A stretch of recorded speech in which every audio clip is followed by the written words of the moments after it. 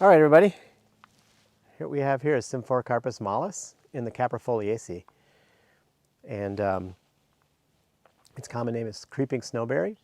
And it lives in Western North America, including Mexico, I think, generally at low to mid elevations. And we've already learned one Symphoricarpos. At Strawberry Canyon, we learned Symphoricarpos albus. And that was you might remember, an erect shrub that had really flimsy leaves. This is what we call a scandent plant, or I like to call a scrambler, kind of a creeping ground cover. And the leaves are opposite, just like the other Symphoricarpos that we learned. And you can pluck the leaf. They're a little smaller maybe than albus. The underside is a pale green, and it has some hairs on it.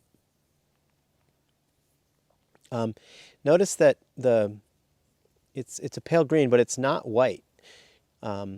If you see a plant that's kind of creeping along the ground and it's got a white underside with opposite leaves, it's almost certainly going to be, in the Bay Area, Lonicera hispidula, the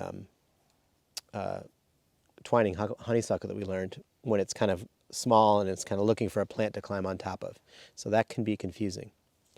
Symphoricarpos mollis, you can see it doesn't ever really become an erect shrub. There's a few stems that kind of are going straight up in the air and branching, but generally they have really long shoots that just kind of go along the ground or even arch and then go back into the ground. And if you look closely, this one here, for example, this is quite old. It's been going around for a while, and then it has a stem that it shoots out, and it goes all the way down here, and it probably connects to these shoots over here.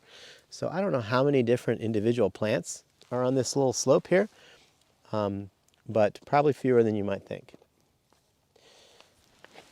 When it has fruits, they're white, just like Symphoricarpos albus, and they are also somewhat toxic and disagreeable to eat.